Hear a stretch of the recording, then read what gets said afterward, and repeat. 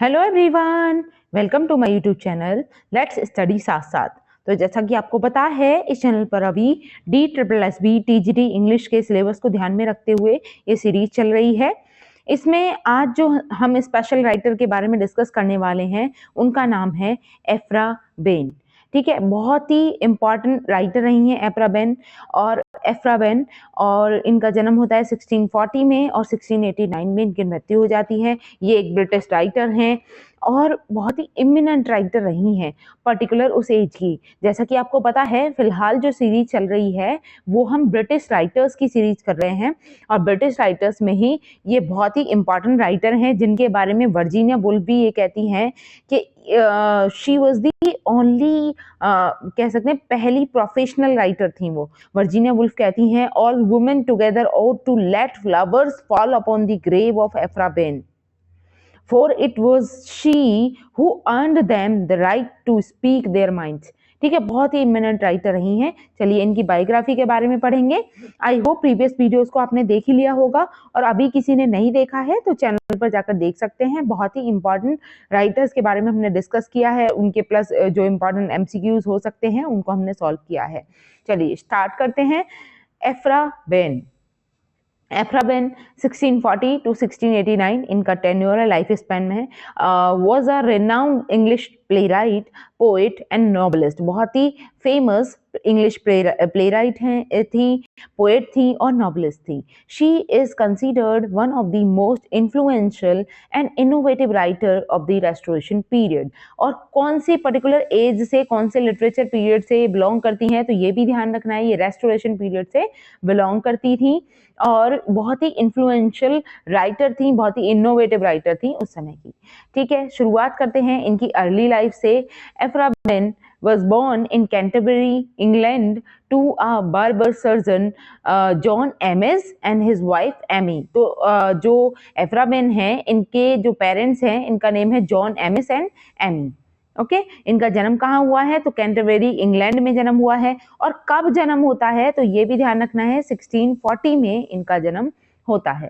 ठीक है, little is known about her early life but it is believe that she received a good education possibly at a convent in France.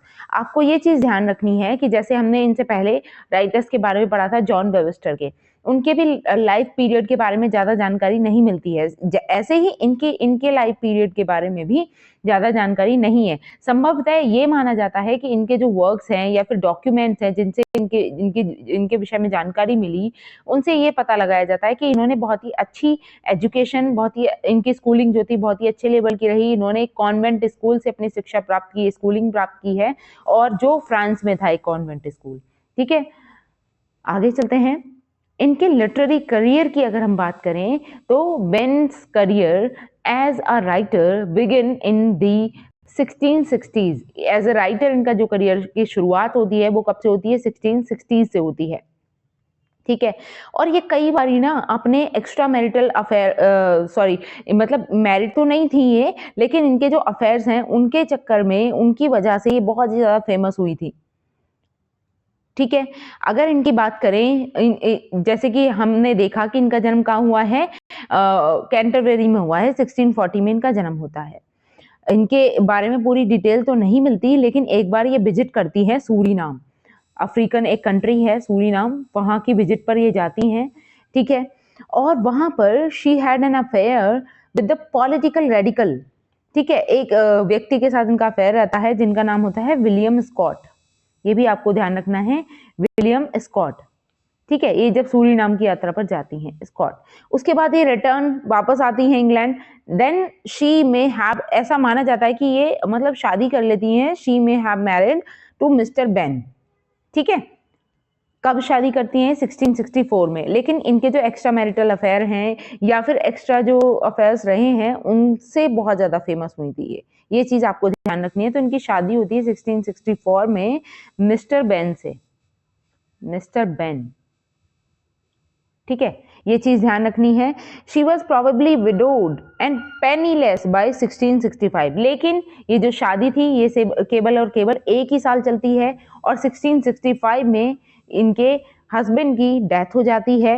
और to earn money, और money earn करने के लिए ये क्या करती हैं, एज अ प्रोफेशनल अपने आप को रिप्रेजेंट करती हैं, as a writer, as a playwright, ठीक है। और जो थिएटर थे इंग्लैंड के उस समय के, उनके लिए ये बहुत सारे प्ले लिखती हैं, बहुत सारे ड्रामा ये लिखती हैं।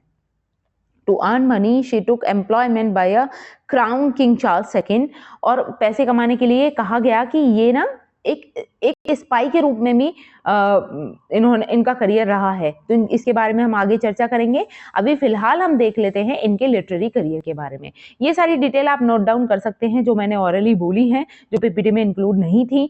अभी बात करते हैं इनकी। Behn's career as a writer begin in 1660s में एज अ राइटर इनका करियर की शुरुआत हो गई थी। When she started writing poetry and plays, उन्होंने शुरुआत कहाँ से की, पोइट्री लिखने से और प्लेज लिखने से इन्होंने शुरुआत की। हर फर्स्ट प्ले, ये ध्यान रखना है क्योंकि फर्स्ट वर्क बहुत इंपॉर्टेंट होता है। इनका जो पहला प्ले आता है उसका नाम है द फोर्स्ड मैरिज, जो परफॉर्म किया गया था सबसे पहली बार 1670s में, ठीक है। She went on the write numerous plays, फिर उन्होंने लगातार बहुत सारे नंबर ऑफ प्लेज लिखे। ऐसा माना जाता है कि उन्होंने लगभग 16 प्लेज लिखे थे, 14 नॉवेल्स लिखे थे, ठीक है, जिनमें से पब्लिश बहुत कम हुए, ठीक है, ये चीज भी ध्यान रखनी है। तो इन्होंने she went on write numerous plays including the robbers, बहुत ही फेमस प्ले है, इनसे इनकी पहचान बनी है। एक 1677 में ये प्ले आता है। द फीजेंट कर्टिसन, ये भी 1679 में आता है। लकी चांस 1686 में आता है। तो ये इंपॉर्टेंट इनके फेमस प्लेज थे, ठीक है। उसके बाद में आगे बात करते हैं इनके लिटरेरी करियर के बारे में। Ben was also a prolific poet and wrote several collection of poetry, मतलब एक फेमस पोएटेस भी रही हैं ये, और उन्होंने बहुत सारे पोएटिक कलेक्शन लिखे, जिनमें से जो फेमस हुए वो हैं पोम्स अपॉन सेवरल ओकेजन्स 1684, ये एक पोएटिक कलेक्शन है। और दूसरा पोएटिक कलेक्शन है डिस्कवरी ऑफ न्यू वर्ल्ड्स 1688 में आता है ये। और आगे, in addition to her literary work, Behn was also a spy for king Charles second. तो ये चीज ध्यान रखनी है, जब इनके हस्बैंड की मृत्यु हो जाती है तो उसके बाद में ये अर्निंग के लिए किंग चार्ल्स सेकंड की एक स्पाई भी बन जाती है, उनके लिए जासूसी का काम भी करती हैं ये। किस समय पर, during the second Anglo Dutch war, जब सेकंड एंग्लो डच वार होता है, ठीक है, डचेस और इंग्लिश पीपल के बीच में जो युद्ध होता है सेकंड एंग्लो डच वार, उसमें ये एक spy, as an spy work करती हैं। She was sent to Antwerp, ठीक है, इनको कहाँ भेजा जाता है, एंटरैप में इनको भेजा जाता है, to gather intelligence and to persuade the Dutch to release English prisoner. और किस लिए भेजा जाता है, मतलब वहां पर ये जाती तो एक स्पाई के रूप में है एंटरैप में, और वहां पे डचेस को परसुएड करती हैं, उन्हें मनाती हैं कि वो जो इंग्लिश प्रिजनर हैं उनको छोड़ दें, ठीक है। तो इनके बारे में ये भी चीजें आपको ध्यान रखनी है। आगे अगर हम इनके इंपॉर्टेंट वर्क्स की बात करें तो बहुत सारे इनके इंपॉर्टेंट वर्क हैं, जैसा कि मैंने बताया कि ऐसा माना जाता है कि इन्होंने लगभग 16 प्लेज लिखे हैं। एक सेकेंड, 16 प्लेज लिखे हैं इन्होंने, ठीक है, और 14 नॉवेल्स लिखे हैं लगभग, ठीक है, जिनमें से पब्लिश नहीं हो पाए सारे, ये चीज ध्यान रखनी है। Only 6 of which were publish during her life time, उनके लाइफ टाइम में पूरे में केवल 6 ही पब्लिश हो पाए। अब नोटेबल प्लेस कौन कौन से हैं, तो सबसे पहला प्ले आपको ध्यान रखना है इनका, द फोर्स्ड मैरिज 1670 में ये प्ले आता है, सबसे पहला प्ले है। अ ट्रेजिक कॉमेडी है that explore the theme love, marriage and power, जिसकी थीम क्या रही है, लव, मैरिज और पावर रही है इसकी थीम। और नेक्स्ट इनका नोटेबल प्ले आता है द अमोरस प्रिंस 1671 में ये प्ले आता है, a comedy that सैटिराइजेस the excess of the Restoration court, ठीक है, ये चीज ध्यान रखनी है कि ये कॉमेडी है। द अमोरस प्रिंस क्या है, ये कॉमेडी है जो सैटिराइज करती है रेस्टोरेशन कोर्ट के बारे में, ठीक है। नेक्स्ट है द डच लवर 1673 में ये वर्क आता है। This is also a comedy that explore the theme of love, loyalty and identity, और इसकी थीम क्या रही है, लव, लॉयल्टी और आइडेंटिटी। नेक्स्ट अगर हम बात करें एब्डेलेजर 1676 में ये वर्क आता है, a tragedy that tells the story of a Moorish prince who seeks revenge against his enemies, ठीक है। तो ये एक ट्रेजेडी है। तो इनके जॉनर भी आप ध्यान रख सकते हो, जैसे फोर्स्ड मैरिज जो वर्क है एक ट्रेजिक कॉमेडी है। बाकी अमोरस प्रिंस और डच लवर, ये दोनों जैसे नाम से भी आपको लाइटनेस सी फील हो रही होगी, अमोरस प्रिंस, डच लवर, तो ये कॉमेडी है।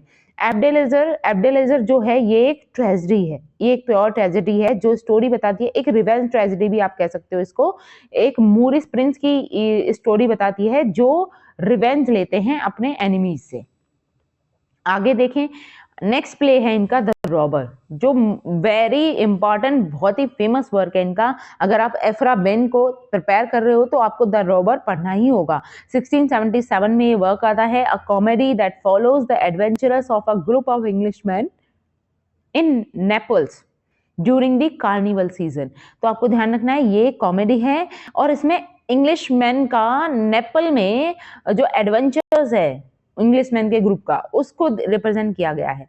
किस समय पर? During carnival season, carnival season के दौरान उनका जो एक तरीके से जॉय है या फिर उनके जो एडवेंचर्स हैं उनको यहाँ पे शो किया गया है। नेक्स्ट अगर हम बात करें द फीजेंट कॉर्ट्सेंस, ठीक है, द फीजेंट कॉर्ट्सेंस 1679 में ये वर्क आता है, a comedy that explore the theme of love, identity and social class. तो इसकी जो थीम रही है वो लव, आइडेंटिटी और सोशल क्लास है। This is also a comedy. Next अगर हम देखें द लकी चांस 1686 में ये वर्क आता है, a comedy that सैटिराइजेस the social convention of the restoration period. Next है the emperor of the moon 1687 में ये वर्क आया, a comedy that tells the story of group of people who are transported to the moon. ठीक है, तो ये भी important work है, आप देख सकते हो। आगे चलते हैं, इनके नॉवेल्स की अगर हम बात करें तो नॉवेल्स में मोस्ट इंपॉर्टेंट नॉवल इनका है ओरोनोको। ओरोनोको बहुत ही इंपॉर्टेंट वर्क है, 1688 में ये वर्क आता है, a novel that tells the story of an African prince, एक अफ्रीकन प्रिंस की इसमें स्टोरी है, who is enslaved and taken to the Americas. तो इन्हें ना मतलब स्लेव बना लिया जाता है और उनको ले जाया जाता है अमेरिकाज में। ठीक है, द फेयर जिल्ट, ये भी एक नॉवल है, द फेयर जिल्ट 1688 में आता है, novel that explore the theme of love, identity and social class. Okay, तो ये इंपॉर्टेंट इनके नॉवल हैं। आगे अगर हम बात करें इनके पोएटिक कलेक्शन की तो पोएम्स अपॉन सेवरल ओकेजन्स, ये एक पोएटिक कलेक्शन है। इन दोनों को ये ही इंपॉर्टेंट है, इनको ध्यान रखना है। पोएटिक कलेक्शन है पोएम्स अपॉन सेवरल ओकेजन्स 1684 में आता है, और अ डिस्कवरी ऑफ न्यू वर्ल्ड ये आता है 1688 में। तो इंपॉर्टेंट है ये भी। ठीक है, आगे चलते हैं। अदर वर्क्स, इनके अदर वर्क्स की अगर हम बात करें तो द सिटी ऑफ हेयरस 1682 में ये वर्क आता है, अ play that explore the theme of love, identity and social class. The young king 1683 में ये वर्क आया, अ play that tells the story of a young king who must navigate the complexities of power and politics. Okay, तो ये भी आप देख सकते हो, यंग किंग किस पर बेस्ड ये स्टोरी है, ये बताती है स्टोरी क्या, अ यंग किंग, एक यंग किंग की स्टोरी है, who must navigate the complexities of power and politics, जो नेविगेट करता है कॉम्प्लेक्सिटीज को, पावर और पॉलिटिक्स के बीच में जो कॉम्प्लेक्सिटीज होती है वो। द विडो रेंटर 1689 में वर्क आता है, अ play that explore the theme of love, identity and social class in colonial America. आगे चलते हैं, अब इनके स्टाइल और थीम की बात करें। Behn's writing style was known for its wit, humour and satire. तो ध्यान रखना है, बेन की जो फेमस स्टाइल है ये किस लिए जानी जाती हैं, ये विट, ह्यूमर और सटायर का यूज करने के लिए जानी जाती हैं। Her plays often explore the theme of love, marriage and social class and were known for their strong female character. और ज्यादातर जो इनके वर्क हैं वो किस लिए जाने जाते हैं, स्ट्रॉन्ग फीमेल कैरेक्टर के लिए जाने जाते हैं। ठीक है, Behn was also a pioneer of English novel, और इनको ये माना जाता है कि ये ना एक तरीके से इंग्लिश नॉवल की शुरुआत करने वाली थी, इन्वेंटर थी या फिर कहें पियोनियर थी, इन्होंने ही शुरुआत की इंग्लिश नॉवेल्स की। एंड हर नॉवल, इनका जो नॉवल आया ओरोनोको 1688 में आता है, is considered one of the first English novel. और इसको कैसे कंसिडर किया जाता है कि ये पहला इंग्लिश नॉवल माना जाता है। ठीक है, the novel tales the story of an African Prince, और ये नॉवल किसकी स्टोरी बताता है, एक अफ्रीकन प्रिंस की। ठीक है, बेसिकली ये जो ओरोनोको वर्ड है ये एक शॉर्ट नॉवल है, ठीक है। और इसको एक इसका अदर नेम भी है, ओरोनोको का आप दूसरा नाम भी लिख सकते हो, इसका सबटाइटल कहते हैं जिसे द रॉयल स्लेव।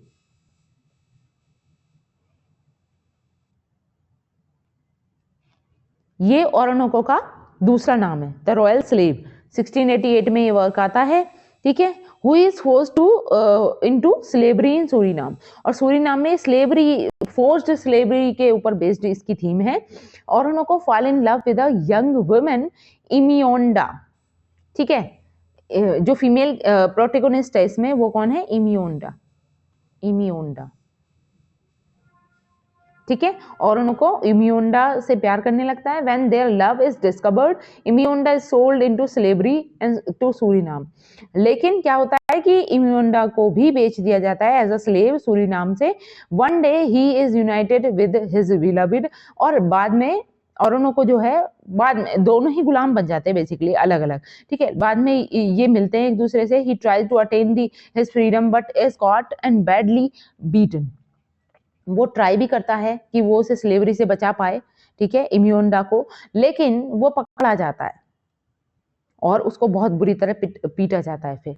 और इस चीज का एहसास होते हुए कि मतलब वो इस स्लेवरी से, इस गुलामी से बाहर नहीं निकल सकते हैं, तो वो क्या करता है, he kills his love and their unborn child. वो इम्योंडा को, और इम्योंडा प्रेग्नेंट थी तो उनका जो अनबॉर्न चाइल्ड था उन दोनों को का मर्डर कर देता है। और जैसे ही वो अपने आप को मार रहा होता है, उसी सिचुएशन में वो पकड़ा जाता है और उसको बाद में फांसी की सजा मिल जाती है, उसे फांसी दे दी जाती है। तो ये इस पर्टिकुलर वर्क की, इस शॉर्ट नॉवल की स्टोरी है, ध्यान रखना है। ये अफ्रीकन स्लेवरी के ऊपर बेस्ड है। तो इनकी थीम आप इससे समझ सकते हो, इनका स्टाइल क्या रहा है, थीम क्या रही है, ठीक है। अगर हम एफ्रा बेन की लेगेसी की बात करें, Aphra Behn's legacy as a writer has been significant, बहुत ही एज अ राइटर बहुत सिग्निफिकेंट रही, मतलब आगे की आने वाली जो फीमेल राइटर्स रही उनके लिए भी इन्होंने एक पाथवे तैयार कर दिया, ठीक है। She was one of the first women to make a living as writer. वो पहली ऐसी महिला थी जिन्होंने अपनी आजीविका, मतलब अपने कमाने का साधन अपनी राइटिंग्स को बनाया।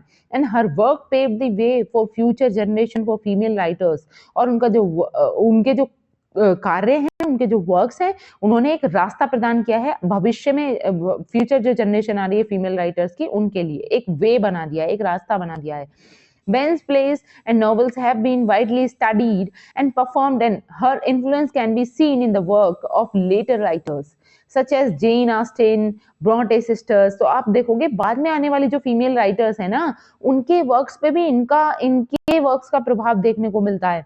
इनके जो प्लेज हैं, इनके जो नॉवल हैं बेन के, वो बहुत ही वाइडली स्टडीड किए गए हैं, बहुत ही विस्तृत रूप से पढ़े गए हैं लोगों के द्वारा, आगे आने वाली जनरेशन के द्वारा, और इनको परफॉर्म किया गया है जगह जगह पर। और इनका इन्फ्लुएंस हम लेटर जो जनरेशन है, जो फीमेल राइटर हैं, उनके वर्क्स में हम इनका इन्फ्लुएंस देख सकते हैं। अगर इंटरेस्टिंग फैक्ट्स की बात करें about Aphra Behn was one of the first women to attend a performance at the Theatre Royal Drury Lane. तो आप देख सकते हो कि पहली महिला थी जिन्होंने परफॉर्मेंस दी, कहां पर, थिएटर रॉयल में, ड्रोरी लेन में जो थिएटर रॉयल था वहां पर। She was a strong advocate for women rights and education, और बहुत ही एक मजबूत किरदार के रूप में रिप्रेजेंट हुई वो, जिन्होंने महिलाओं के अधिकारों के, उनकी शिक्षा के विषय में बल दिया और शिक्षा के विषय में आवाज उठाई एक तरीके से। Behn was known for her scandalous personal life, और ये किस लिए और जानी जाती हैं, इनकी जो पर्सनल लाइफ थी बहुत ही ज्यादा कॉम्प्लिकेटेड रही है, ठीक है। इनके एक्स्ट्रा अफेयर्स रहे हैं, उनकी वजह से भी ये फेमस हैं, including her numerous love affair and her imprisonment for debt. और डेट के लिए, कर्जे के कारण इनको जेल की सजा भी मिलती है, उस वजह से भी ये फेमस रही। और स्पाई के रूप में तो उन्होंने काम किया ही है, वो भी आपको ध्यान रखना है। She was a member of the royal society, a prestigious scientific organisation, और वो मेंबर थी रॉयल सोसाइटी की, एक प्रेस्टिजियस साइंटिफिक ऑर्गेनाइजेशन थी जो रॉयल सोसाइटी, उसकी वो मेंबर थी। आगे अगर बात करें तो बेन्स ग्रेव इन वेस्टमिनिस्टर एबे is inscribed with the phrase, और इनकी जो ग्रेव है ना, एफ्रा बेन की वेस्टमिनिस्टर एबे में इनको दफनाया गया। वहां पे जो इनके ग्रेव है उस पर एक एपिटाफ लगा हुआ है जिस पर फ्रेज लिखी हुई है। कौन सी फ्रेज लिखी है तो ये ध्यान रख सकते हो आप, जैसे शेक्सपियर के एपिटाफ पे लिखा हुआ है ना, इसी तरीके से इनका भी एपिटाफ है, इनके भी ग्रेव पर ये फ्रेज लिखी हुई है। फ्रेज है, here lies a proof that wit can never be defence enough against mortality. Okay, तो ये भी इंपॉर्टेंट है, ध्यान रखना है, क्वेश्चन बन सकता है इससे भी। ओके, तो एफ्रा बेन के बारे में आपने काफी सारी इंपॉर्टेंट चीजें देखी। अभी एक इंपॉर्टेंट कमेंट है जो मैंने बताया था शुरुआत में भी, वर्जीनिया वुल्फ ने क्या कहा इनके बारे में, एफ्रा बेन के बारे में वर्जीनिया वुल्फ कहती हैं, all women together ought to let flowers fall upon the grave of Aphra Behn. इन्होंने कहा है कि जितनी भी फीमेल हैं, जितनी भी विमेन राइटर्स आगे आने वाली हैं, विमेन्स हैं, उनको साथ मिलके ये दुआ करनी चाहिए कि एफ्रा बेन के ग्रेव पर फूल झड़ते रहें, फूल गिरते रहें। किस लिए? For it was she who earned them the right to speak their minds, क्योंकि वो ऐसी अकेली पोएट थी, एक ऐसी महिला रही जिन्होंने बाकी महिलाओं को अधिकार दिया कि वो भी अपने विचार खुल के समाज के सामने, दुनिया के सामने रख पाए। ठीक है, वो भी, ये कहा गया है ना, the right to speak their minds, मतलब अपने विचारों को ओपनली बोल पाए। ठीक है, वर्जीनिया वुल्फ ने इनकी तारीख में ये स्टेटमेंट दी है। पूछा जा सकता है कि कौन कहता है, किसके लिए कहा गया है, इस तरीके से क्वेश्चन बन सकता है, तो ध्यान रखना है। आगे चलते हैं, अब बारी आती है इंपॉर्टेंट एमसीक्यूज की, तो उनका सोल्यूशन करेंगे। थोड़े से ही एमसीक्यूज हैं, हम उनकी प्रैक्टिस कर लेते हैं। Where was Aphra Behn born, तो हमने अभी डिस्कस किया था कब बॉर्न हुई है, ये भी ध्यान रखना है, 1640 में। और उनकी मृत्यु कब हो जाती है तो ये भी ध्यान रखना है, 1689 में इनकी मृत्यु हो गई है। ठीक है, तो कहां पर इनका जन्म हुआ? London England, Canterbury England, Paris France, Amsterdam Netherlands. What should be the right answer? Yes, here is the right answer is Canterbury England. Okay, और इसमें भी अगर प्लेस का नाम पूछ लिया जाए तो वे, near way. Okay, moving to the next question, what was Aphra Behn's father's occupation? Aphra Behn के फादर जो थे उनका क्या ऑक्यूपेशन था? बार्बर सर्जन, मर्चेंट, नोबलमैन या फिर क्लर्जीमैन? तो हमने शुरुआत में देखा था इनका जो ऑक्यूपेशन था वो था barber surgeon. Next is what was Aphra बेन्स फर्स्ट पब्लिश्ड वर्क? इनका पहला पब्लिश्ड वर्क कौन सा था, मतलब उसका जॉनर पूछा जा रहा है, ये भी ध्यान रखना है। प्ले था, नॉवल था, पोएम थी या ट्रांसलेशन था? ध्यान रखना है, वो एक प्ले था। इन्होंने लंदन थिएटर्स के लिए बहुत सारे प्ले लिखे थे, उनमें से पहला प्ले था ये, प्ले। नेक्स्ट है, what was the title of Aphra बेन्स फर्स्ट प्ले परफॉर्म्ड इन 1670? तो इनका जो पहला प्ले था, जैसे हमने पीछे अभी देखा कि जॉनर क्या था, तो प्ले था, पहला प्ले पब्लिश होता है इनका। और कब परफॉर्म किया गया था वो? 1670 में वो परफॉर्म किया गया था। ठीक है, और उसका नाम क्या होता है? ऑप्शन है the first marriage, the amorous prince, the Dutch lover या फिर द रोबर। यस, राइट आंसर है the first marriage, option number A is the right answer. Next question, what was Aphra Behn's role in the second Anglo Dutch war? Aphra Behn का क्या role था the second Anglo Dutch war में? Soldier थी वो, spy थी, diplomat थी या writer थी?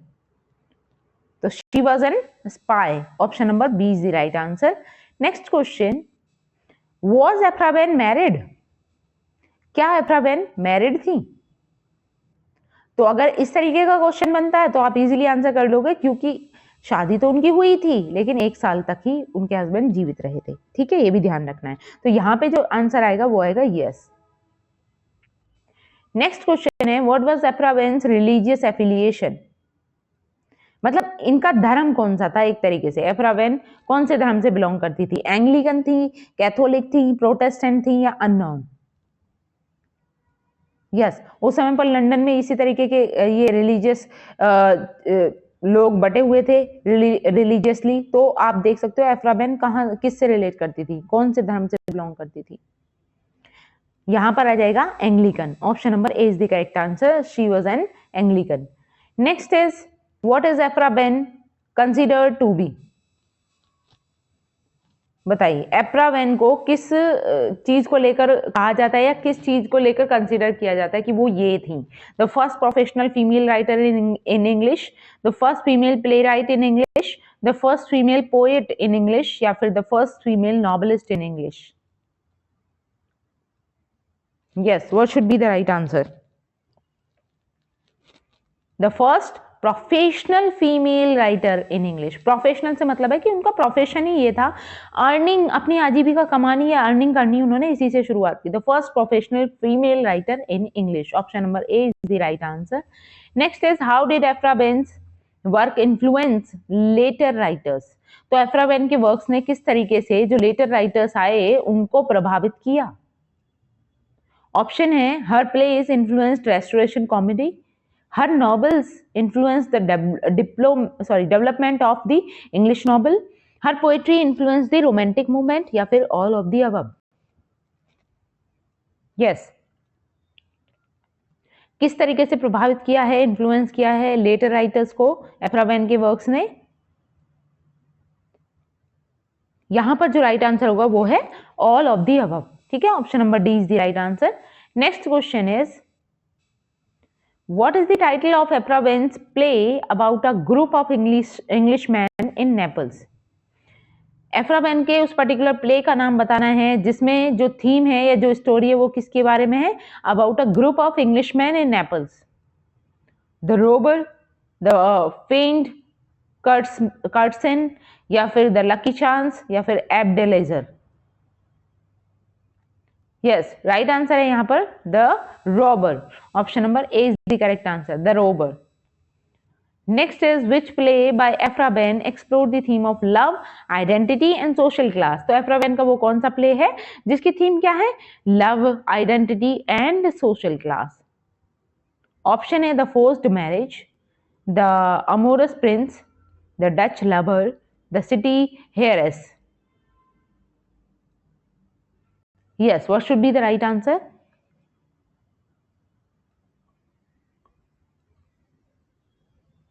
यहां पर राइट आंसर है द सिटी हेयरेस। ठीक है, option number D is the correct answer. इसकी ये पर्टिकुलर थीम है love, identity and social class. Next is what is the title of Aphra Behn's novel about an African Prince? एक African Prince के बारे में जो नॉवल है उसका टाइटल क्या है? Oroonoko, the fair jilt, the adventures of young prince, या फिर द रॉयल स्लेव? तो ये दोनों एक ही हैं, ध्यान रखना। ठीक है, ओरोनोको का ही दूसरा नाम है द रॉयल स्लेव, और यहां पर जो राइट आंसर है वो क्या हो जाएगा? Oroonoko. Option number A is the right answer. Next is which novel by Aphra Behn explore theme of love, identity and social class? अब देखिए वहां पे भी थीम की बात थी, यहां पे भी थीम की बात है, बस वहां पे प्ले था और यहां पर नॉवल है, ये चीज ध्यान रखना। ठीक है, अब कौन सा वो नॉवल है जिसकी थीम क्या है? Love, identity and social class. Options are Oroonoko, the fair jilt, the lucky chance, the रोबर। तो कौन सा नॉवल है वो? यस, राइट आंसर क्या होगा? The fair जिल्ट।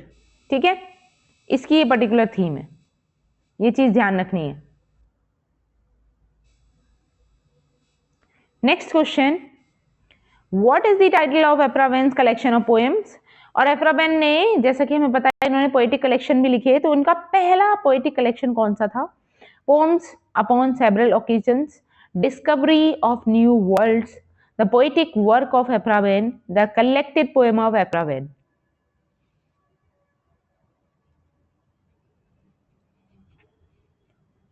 Yes, what should be the right answer? तो इनका जो पोएटिक कलेक्शन है वो है poems upon several occasion. Option number A is the right answer. Next question is which theme is common in Aphra Behn's poetry? एफ्रा Ben की जो poetry है उसमें कौन सी थीम कॉमन है? Love and redemption, power and corruption, nature and beauty, या फिर all of the above? Yes, theme पूछी गई है और यहाँ पर जो राइट आंसर होगा वो है ऑल ऑफ द अबव। इनकी पोइट्री में ये सारी फीचर्स हमें देखने को मिलते हैं। नेक्स्ट अगर हम बात करें, during which historical period did एफ्रा Ben right? कौन सा वो हिस्टोरिकल पीरियड है जिस पीरियड के दौरान मतलब इन्होंने राइटिंग्स लिखी थी? Restoration period, enlightenment period, romantic period, या फिर Victorian period? Yes, right answer है restoration period. Option number A is the correct answer, restoration period. Next is what was the social context of Aphra Behn's work. Aphra Behn के जो work हैं उनका social, एक second, हाँ, social context क्या है? पेट्रार्कियल society है, मैट्रियार्कल सोसाइटी है, क्लास बेस्ड सोसाइटी है, या फिर ऑल ऑफ द अबव? तो हर तरीके की सोसाइटी को इन्होंने रिप्रेजेंट किया है और यहां पर राइट आंसर है all of the above. Next is who is the main character in the river, sorry in the robber. तो रॉबर जो वर्क है ना, द रॉबर एफ्रावेन का बहुत ही फेमस वर्क रहा है। इसका मेन कैरेक्टर कौन है? विलमोर है, विलवेली है, एंग्लिका, बियंका है, या फिर ब्लंट है? Yes, what should be the right answer? Main character the रॉबर में विलमोर, ठीक है, option number A is the correct answer, Willmore. Next is what is Willmore's nickname. Willmore का निकनेम क्या होता है? यस, द रोबर, द कैप्टन, द कैवेलियर, या द जेंटलमैन? तो आप जानती हो जैसा कि नोबल का नाम भी क्या है? द रोबर है ना, और विलमोर का निकनेम भी क्या होता है? The robber. Option number A is the correct answer, the robber. Next is where is the play set. इस पर्टिकुलर प्ले की, कौन से प्ले की? द रॉबर की। इसकी सेटिंग कहां की है? London, Naples, Paris, Rome? Yes, what should be the right answer? यहां पर जो राइट आंसर होगा वो क्या होगा? नेपल्स, ठीक है। इसकी जो सेटिंग है वो कहां की है? नेपल्स की। Option number B is the correct answer. Next is what is the central plot of the play. इस प्ले का मेन थीम या सेंट्रल प्लॉट क्या है? Willmore's love affair and Angellica Bianca, believes love affair with Florida, Blunt's misadventures in Naples, the rivalry between Wilmore and Will Valley? क्या हो जाएगा right answer? इस particular work का central plot क्या है? Yes, correct answer is Willmore's love affair with Angellica Bianca. Option number A is the correct answer. Next is what is the genre of the play. इस play का genre क्या है? The robber की बात हो रही है यहां पर भी। इसका जॉनर क्या रहता है? Tragedy, comedy, history play, tragic comedy? Yes, right answer क्या हो जाएगा? Comedy. Option number B is the correct answer, comedy. Next is when was the play first performed. ये प्ले पहली बार कब परफॉर्म किया गया था? 1677 में। Next is what is notable about the play's ending. तो प्ले की जो एंडिंग होती है उसका मेन पॉइंट क्या है? उसमें ऐसी खास चीज क्या होती है? It is a traditional happy ending, it is an unhappy ending, it is an open ended ending, या फिर it is a satirical ending? Yes, what should be the right answer? It is an open-ended ending. Okay, option number C is the correct answer. Okay then, आज के लिए हम इतना ही रखेंगे। I hope मेरी ये वीडियो आपको अच्छी लगी होगी, और अगर वीडियो अच्छी लगी है तो आपको इसको लाइक करना है, शेयर करना है, और चैनल को अभी तक सब्सक्राइब नहीं किया है तो please do subscribe the channel. इसी तरीके की इंपॉर्टेंट वीडियोस आपको मिलती रहेंगी। हम जो इंपॉर्टेंट राइटर्स हैं, जो आपको कहीं भी मिलने में प्रॉब्लम हो रही है, ऐसे राइटर्स को हम कवर अप कराते हैं। अगर आपकी कोई स्पेशल डिमांड है, कोई सजेशन देना चाहते हैं तो कमेंट बॉक्स में लिखकर बता सकते हैं। आई होप ये वाला जो कंटेंट है आपको बहुत अच्छा लगेगा। बहुत ही मेहनत से कंटेंट प्रिपेयर किया गया है। मिलते हैं नेक्स्ट वीडियो में, तब तक के लिए thanks for watching, keep learning and keep supporting me. Thank you.